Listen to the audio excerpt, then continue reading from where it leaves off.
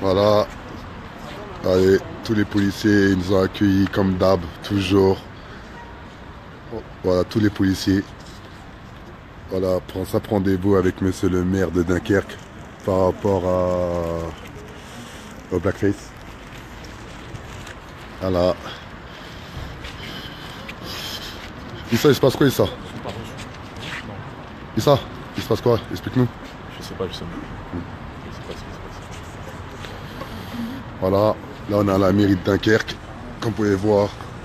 Voilà, ils arrivent. Comme d'habitude, toujours les policiers, craquent les policiers, c'était exactement 15. Mais voilà, ils ont été quand même respectueux, on va pas non plus les salir. Voilà. Qu'est-ce qui vous a été dit? Là, c'est la cata, puisqu'il faut se rappeler, il faut partir du point de départ, c'est que le 26, on le répétera jamais assez, le 26 février, le 26, excusez-moi, je suis un peu perturbé par autant de comités d'accueil policiers. Donc, le 26 décembre 2017, on a rencontré M. Coleman, directeur de cabinet du maire, avec le président du groupe Les Noirs, donc des Blancs qui se griment en noir, hein, qu'on soit bien clair, rien à voir avec nous. Et on les a rencontrés et il n'y a rien avec monsieur le président du groupe des Noirs puisqu'on s'est entendu, jusqu'à preuve du contraire, il n'a pas fait marche arrière. Mais par contre au niveau du cabinet du maire et donc du maire, puisque c'était son porte-parole, eh ben, on s'était engagé à mener une action tripartite. Et cette action consistait à mener un projet de conscientisation qui visait à éduquer les masses de manière à ce qu'elles comprennent le racisme qui se cachait derrière le blackface, ses racines coloniales et tout ce qui s'ensuit. Et par rapport à cela, on devait dépolluer au fur et à mesure du temps, dans un temps le plus vite qui soit, on devait dépolluer le carnaval de cet aspect raciste, même s'il était inconsciemment raciste. Et là, aujourd'hui, le maire qui s'est attaché à nous monter les uns contre les autres, c'est-à-dire la population contre nous-mêmes et nous-mêmes contre la population, eh ben, le maire est en train de rester silencieux et il ne s'exprime jamais sur le blackface. Il ne dit jamais s'il est pour ou s'il est contre. Il ne dit jamais s'il est pour ou s'il est contre la négrophobie faciale. Et aujourd'hui, la porte est close. Il refuse donc de descendre. Il fait comme s'il ne savait pas qu'on était là. Et il n'y a même pas un responsable qui daigne descendre à l'accueil pour signaler quoi que ce soit, pour nous expliquer quoi que ce soit. Donc voilà en l'état. Par rapport à ce que vous attendiez d'une éventuelle rencontre, Monsieur Tin? Moi j'ai une question simple à poser. Le maire de Dunkerque est-il complice de racisme ou est-il celui qui condamne le racisme? Le bal des Noirs, qui doit avoir lieu le 10 mars prochain, doit avoir lieu dans une salle municipale. Par conséquent, sa responsabilité pénale est engagée. Donc, on veut savoir s'il condamne le racisme ou s'il soutient le racisme. Aujourd'hui, la réponse n'est pas claire. Il n'y a pas de réponse. Et si ce bal a lieu, la réponse sera claire. Et c'est pour cela que la Brigade antinégrophobie et le CRAN, nous avons décidé de saisir les instances de l'ONU. L'ONU s'est déjà posée sur une affaire tout à fait semblable. Cela concernait justement la tradition du père Fouettard et de Zwarte Piet, pierre noire, aux Pays-Bas, à Amsterdam. C'est exactement la même histoire. Et donc nous avons saisi officiellement hier les autorités de l'ONU pour savoir ce qu'elles en pensent. La réponse, je pense, n'est pas douteuse. Eh bien, j'espérais pouvoir dire à l'ONU que le maire de Dunkerque a pris une position claire, qui fasse honneur aux habitants de cette ville. Nous sommes dans un pays qui prétend être le pays des droits de l'homme. Donc ce maire doit être, je pense, républicain. C'est le terme à employer. Or ici, j'ai l'impression qu'il est en dehors de toutes les valeurs républicaines qu'il est censé incarner. Je pense que dans cette mairie, c'est marqué quelque part liberté, égalité, fraternité. C'est pas marqué liberté, racisme, dérision. Voilà ce qu'il faut dire. Voilà. Et un point qu'il ne faut pas oublier, parce que vous avez été témoin comme nous, on est venu à l'accueil tout à fait cordialement, on a demandé un rendez-vous tout à fait cordialement, donc à l'accueil ça s'est passé suffisamment bien, mais très vite, voilà le comité d'accueil qui nous a été adjoint. On peut le filmer, hein. Voilà, regardez. Voilà, tous les poulies. Voilà, regardez. Voilà comment on a été accueillis. Regardez. C'est incroyable quand même. C'est incroyable. C'est incroyable. Toujours la police. Toujours. Par rapport à cette histoire de blackface qui, au fond, c'est une partie de la population. Effectivement, monsieur le maire apporte un soutien sans faille au carnavaleux et il a raison de le faire, mais il doit aussi considérer la partie de la population qui se sent offensée par ces peintures qui rendent les Noirs, qui représentent les Noirs comme étant des sauvages et tout ce qui s'ensuit. Au lieu de nous entendre, au lieu d'entendre cette partie de la population qui s'offusque de cela, on nous envoie de la police, des cartes de policiers, etc. Comme si on était des méchants, des vilains, des terroristes. Et quand je parle de terroristes, le mot est faible, puisque quand on regarde la communication de monsieur le maire qui prétend ne plus devoir s'exprimer sur le sujet parce qu'il aurait tout dit, eh ben, il dit que le carnaval c'est l'esprit Charlie, ce qui laisse sous-entendre que ceux qui sont en face, ceux qui s'offusquent contre le blackface, etc., eh ben, ce seraient des terroristes. Eh ben, effectivement, avoir toute la police qui est là, juste pour la venue de quelques badauds, on doit être quoi, 4, 5, 6 maximum. Eh ben, voilà, il y a beaucoup plus de policiers que de nous-mêmes qui sommes là pour revendiquer ça. Il y en a encore en haut, monsieur, vous doutez encore, mais croyez-moi. Vous racontez n'importe quoi, vous allez... Est-ce qu'il vous reste aujourd'hui des moyens d'action pour qu'au carnaval de Dunkerque, il n'y ait pas de blackface? Le premier moyen d'action que j'ai évoqué, c'est la saisine des instances des Nations Unies. Disons des moyens d'intervention plus directs, plus rapides, parce que j'imagine que saisir l'ONU, ça prend un petit peu de temps, mais... Non, la réponse sera sans doute plus rapide que vous ne pensez, parce qu'il y a déjà justement une jurisprudence. Donc ça, c'est une première chose. Il y a toutes sortes de recours, il y a le défenseur des droits, il y a les tribunaux. Mais moi, ce que je voudrais dire, c'est que je préférerais évidemment qu'on soit dans un dialogue. Pour l'instant, le dialogue n'est pas possible, puisqu'il n'y a pas d'interlocuteur. Mais je trouve, moi j'ai des amis à Dunkerque. J'ai déjà participé au carnaval de Dunkerque. Beaucoup de gens sont ici, à Dunkerque, choqués par ce qui se fait. Et le refus de dialogue donne une tournure extrêmement négative à une ville qui est une ville sympathique. Donc, lorsque le maire prend des engagements, il ne les respecte pas. Lorsqu'il ne veut pas discuter, lorsqu'il envoie la police pour discuter, il donne de cette ville chaleureuse une image absolument désastreuse. Et donc, je pense qu'il faut aujourd'hui restaurer l'image de Dunkerque en faisant un carnaval sans blackface, un carnaval sans racisme. Parce que, voilà, et sur la question de l'esclavage, puisque le blackface vient de là, qu'est-ce que ce maire a fait pour parler de l'esclavage? Il y a des villes qui font 2-3 choses, un minimum, mais parfois pas assez. Mais à Dunkerque, c'est une mémoire tout à fait écartée, c'est une mémoire oblitérée, c'est une mémoire niée. Donc je trouve que ça fait beaucoup et que le maire de Dunkerque, véritablement, contribue à salir l'image de sa propre ville. Là, vous tenez en main l'affiche du Bal des Noirs, de la Nuit des Noirs. Qu'est-ce que vous ne voudriez pas voir? On en parlait déjà un tout petit peu tout à l'heure, mais ce qui, selon vous, fait de ces blackface quelque chose d'insultant. Vous pouvez nous le redire? Alors, en fait, ça ne nous concerne pas nous. C'est-à-dire que ce n'est pas nous qui avons décidé que ce grimage posait problème. C'est le poids de l'histoire esclavagiste et coloniale qui l'a décidé. Ne m'écoutez pas moi. C'est pas moi c'est pas une subjectivité de mon regard qui désigne cette image. C'est le poids de l'histoire qui a décidé que les Noirs étaient des biens meubles. Alors je vous repose la question, qu'est-ce qui dérange dans cette image au regard de l'histoire? Alors c'est ce maquillage qui ensauvage, qui ensauvage le noir, qui lui donne les traits d'un cannibale, qui en même temps qu'il pousse à la dérision, le diabolise, le négativise, le rend malsain, méchant et tout ce qui s'ensuit. Et c'est ça qu'il faudrait faire disparaître, parce que l'histoire s'est servie de cette caricature pour convaincre les gens que, en fait, maltraiter un noir n'était pas grand-chose, n'était même rien. Et de là, le noir est devenu bien meuble. Pourquoi est-ce qu'à votre sens, ce maquillage, il fait référence à un noir cannibale, à un noir sauvage? Quels sont les éléments concrets, je veux dire? Parce qu'il y a un racisme structurel qui est véhiculé par la publicité. C'est très concret ce que je vous demande, c'est un peu ce qu'on se disait tout à l'heure, c'est sur par exemple, la manière d'être on maquillé. voit toujours les lèvres rouges. Alors on reprend, on parlait un peu en même temps. Qu'est-ce qui fait dans ce maquillage que, selon vous, on est dans quelque chose qui n'est pas anodin et qui n'est pas positif pour l'image des Noirs? Dans toute cette tradition de caricature négrophobe, on voit les lèvres rouges, écarlates, qui renvoient à l'imaginaire du cannibale. Souvent aussi, vous verrez un os, et parfois les gens du Bal des Noirs prennent des os, mais de vrais os d'animaux, en fait, parce que c'est le symbole du cannibalisme aussi. Vous avez évidemment souvent de la nudité. L'idée, c'est que les Noirs sont nus parce qu'ils sont des sauvages. Ils ne sont pas civilisés, c'est pour ça qu'on a voulu les civiliser. Civilisation à grands cris et à coups de crimes contre l'humanité. Vous avez évidemment l'aspect un peu hideux parce qu'il faut montrer qu'ils sont diaboliques, ils ne sont pas humains. C'est pour ça qu'on peut faire un crime contre l'humanité contre des gens qui ne sont pas vraiment des humains. Donc le caractère, évidemment, tout à fait affreux, effrayant et en même temps dérisoire, est caractéristique de tous les blackface qu'on voit depuis des siècles. Le blackface, c'est pas une pratique américaine, c'est né en Europe, justement parce que l'Europe a été à l'avant-garde de ce crime contre l'humanité. Et il faut effectivement expliquer que c'est grâce à ces images-là qu'on a fabriqué le consentement populaire au crime contre l'humanité. Les habitants de Dunkerque, de Nantes, de Bordeaux, de Paris auraient pu s'insurger contre ces crimes. Mais on leur disait qu'il n'y a pas lieu de s'insurger. Pourquoi ? Ce ne sont que des animaux, ce ne sont que des sauvages. Et donc, riez avec nous, bonnes gens, ne vous insurgez pas. Et donc il faut comprendre que ces caricatures caractéristiques sont à l'esclavage, ce que les caricatures antisémites sont à la Shoah. C'est-à-dire à la fois la conséquence du crime, mais aussi la condition de possibilité du crime, la condition de possibilité de son acceptation populaire.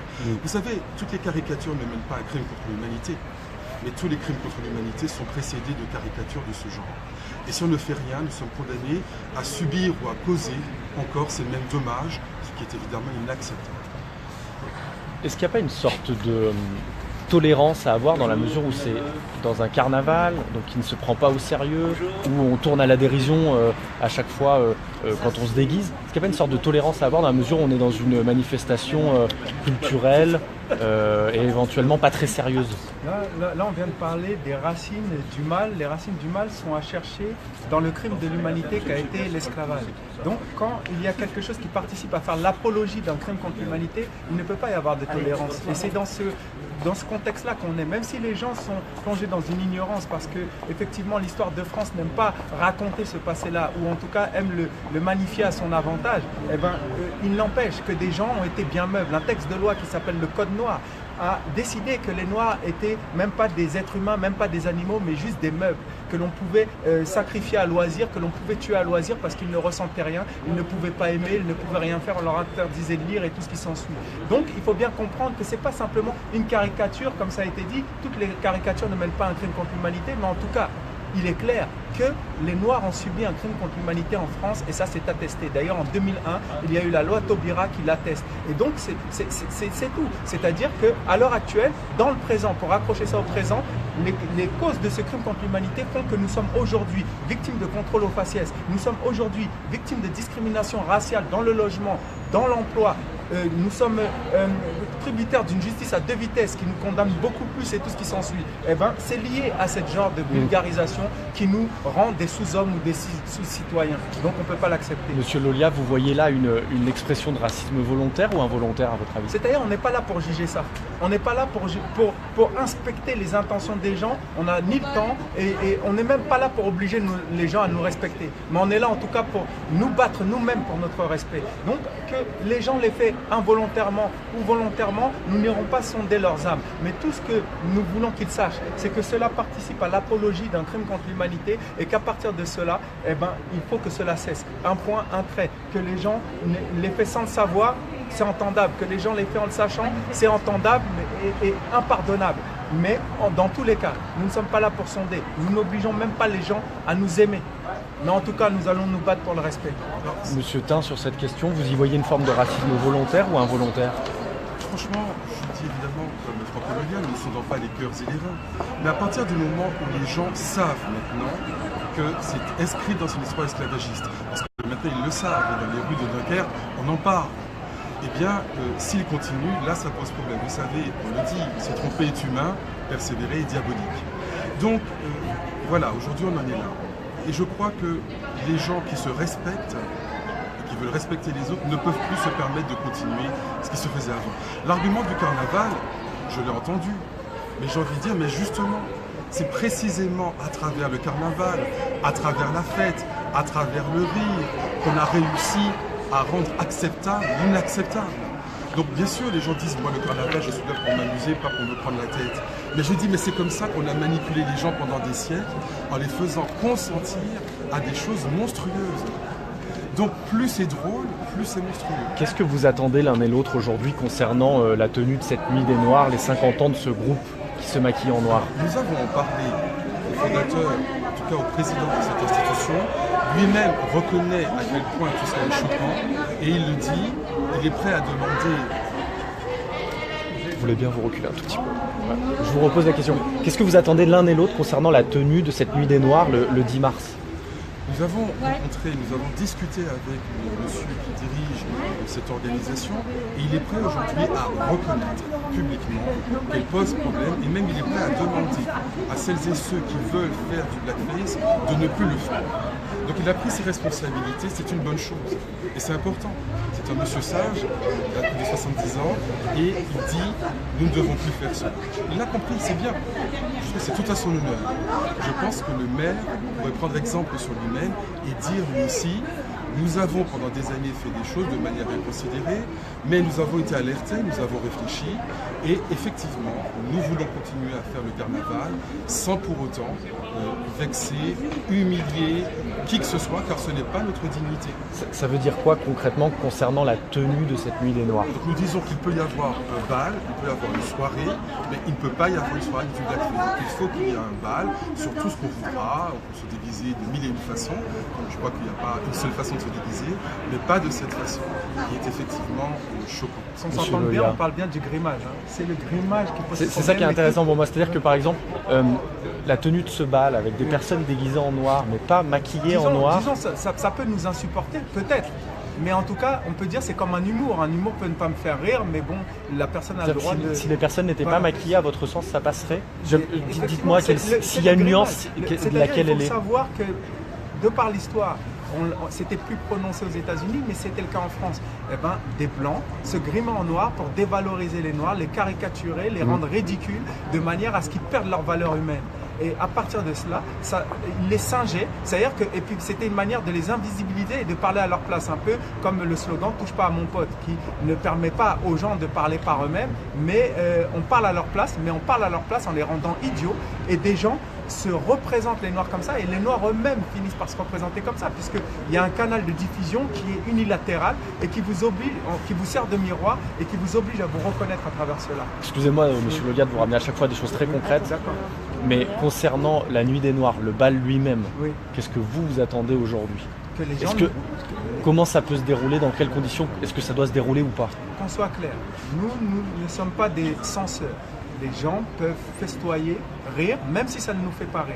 Par contre, qu'ils participent à une apologie de crimes contre l'humanité, consciemment ou inconsciemment, en connaissance de cause maintenant, puisqu'on explique quels sont les tenants et les aboutissants de ce qu'on appelle le blackface ou la négrophobie faciale. C'est-à-dire le fait de se maquiller. Le fait de se maquiller en noir et de caricaturer le noir, de singer le noir, et surtout pour un blanc, parce que c'était pas neutre qu'un blanc se grime en noir, c'était pas neutre. Il faut savoir que par exemple un mot comme le mot dénigrer, qui est la pire des choses, on salit quelqu'un, la racine est le mot nègre. Il faut savoir qu'avant il y avait le nègre littéraire et qu'il y a plein de choses dans la société française qui se prétend être très évoluée, rappelle sa négrophobie viscérale. Et c'est de cette négrophobie viscérale qu'on veut débarrasser la France, qu'elle se diffuse consciemment ou inconsciemment. Et le blackface n'est pas étranger à cette opération de purge qu'on essaye de mener. Vous pensez qu'il peut y avoir encore une discussion avec Dunkerque, les organisateurs du bal, ou vous pensez que là, les discussions n'existeront plus? Les discussions, elles vont, à mon avis, continuer jusqu'au 10 mars, et même au-delà. C'est des combats de longue haleine, mais qui sont souvent gagnés plus vite qu'on le croit. Je tiens à rappeler que depuis un an à peu près, il y a eu une quinzaine d'affaires de négrophobie faciale, de blackface, et la plupart des gens ont retiré leurs affiches. Au fond, il y a des gens un peu extrémistes, comme le maire de Dunkerque, qui font de la résistance, qui veulent absolument garder leur caractère raciste, je ne sais pas pourquoi, alors que beaucoup de gens ont reconnu leur tort. Griezmann a reconnu son tort, Altran a reconnu son tort, le festival de Fourvière a reconnu son tort, etc., etc. Le défenseur des droits a condamné le blackface. Donc, vous voyez, nous ne sommes pas dans un pays où tout le monde dirait c'est normal. Au fond, le maire de Dunkerque s'isole. Il se singularise, il se rend extrémiste. C'est ça qui est particulier. Et je pense qu'il va se rendre compte probablement au fur et à mesure de la difficulté de sa situation. Il nuit à la ville de Dunkerque, il nuit à l'image de la France, et donc il doit changer. Si le bal se tient en l'état actuel, comme il se faisait avant, vous faites quoi? Pardon, vous dites? Si le bal se tient comme il se tenait les années précédentes, vous faites quoi? Alors nous allons continuer à nous battre pour que ça ne se reproduise pas, évidemment. Il y a des batailles qu'on ne gagne pas du premier coup, c'est vrai. On a gagné au moins une dizaine d'affaires de blackface. Là, si les gens continuent, on dira, écoutez, nous allons continuer aussi à vous expliquer que ce n'est pas normal, que vous êtes en dessous de vous-même et que par conséquent, vous nuisiez à votre ville, à votre carnaval. Et les gens qui aiment vraiment le carnaval, je pense, finiront par se dire... Merci, hein, merci beaucoup. Hein. Devrait peut-être arrêter. Donc vous serez présent fin mars pour une explication si le bal se tient. Une explication, c'est-à-dire Nous avons expliqué cela à quantité de gens ce qu'ils ont compris. Pour arrêter de faire du blackface, je ne vois pas pourquoi les organisateurs à Dunkerque seraient finalement moins humains, moins conscients que les autres. Moi j'aimerais juste vous montrer une chose pour compléter. Là, c'est pas une ville de notre esprit. Tout le monde dit, si ça peut être filmé, tiens, il part. D'accord. Tout le monde dit qu'il n'y a pas de mauvaises intentions, même inconscientes, hein, dans le blackface ou la négrophobie faciale utilisée par le groupe Les Noirs, donc des blancs qui se griment en noir. Mais si on regarde ça, c'est une page Facebook qui présente la ville de Dunkerque. Ça s'appelle Dunkerque et environ, début et milieu du 19e siècle, peu importe. Mais ça montre Dunkerque quand il y avait la guerre, le débarquement, donc ça montre plein de choses. Et à un moment, il y a une ligne qui dit clairement, voilà, ainsi est né le groupe des Noirs, terrifiant, sauvage, au maquillage extrêmement fignolé et absolument identique pour tous les membres de la tribu. Donc, terrifiant, sauvage. Et après, on nous fera croire que c'est parce qu'il est sous-entendu dans cette peinture et que c'est une peinture qui vise à nous honorer. C'est marqué ici. Incroyable. Et c'est le site, hein, vous pouvez aller le voir. Hein. Le Incroyable. site qui s'appelle Dunkerque et environ, début et tout ce qui s'ensuit. Ça peut être effacé maintenant, mais c'est une capture d'écran. Donc ça ne peut plus être effacé. Donc terrifiant, sauvage. C'est pas nous qui l'avons inventé. Je reviens à ma question, vous avez parlé d'explication pour cette fameuse nuit. Vous allez venir pour Vous expliquer. revenez à votre question. Et ce que je vous ai dit, ça vous intéresse pas? C'est pour qui? Si, je vous ai phare Dakar. Ah ok. C'est pour qui? Le phare. Donc on vous a répondu. On expliquera autant que faire se peut aux gens qui veulent comprendre et on continuera à expliquer. De quelle manière? De toutes les manières possibles et entendables. Et inimaginable. Et inimaginable aussi, parce que lui, on dirait, il veut qu'on dise on va venir tout casser. On n'est pas des enfants. Je sais pas, plus tard tu reposes la question même. Bref. Non, bah, vous voyez, monsieur. Non, on peut se vous voyez, mais on. Bref, j'ai même pas envie de. Vous voyez, moi je vous connais pas.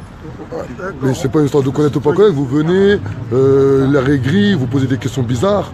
Je sais pas, jusqu'à preuve contente qu'aujourd'hui. Pas énervé, moi j'ai pas l'air. Ok, non mais vous pouvez combien de temps vous allez vous expliquer comment, on n'est pas des sauvages hein. Je sais pas, peut-être vous avez... Les gens savent, c'est de l'information. Ok. Ok. Merci aussi.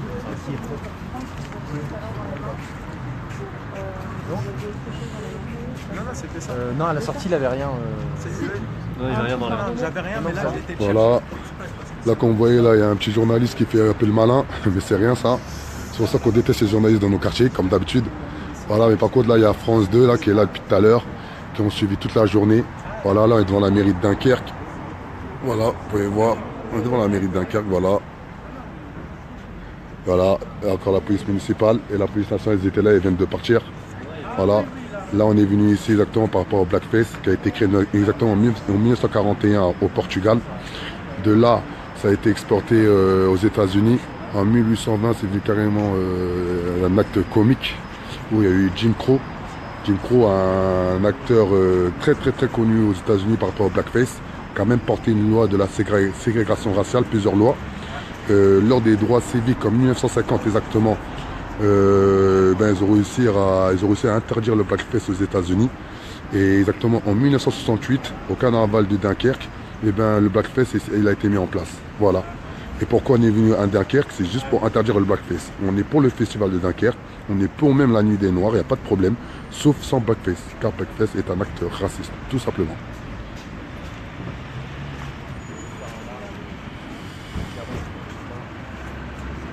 Désolée, je sais que c'est pénible, mais...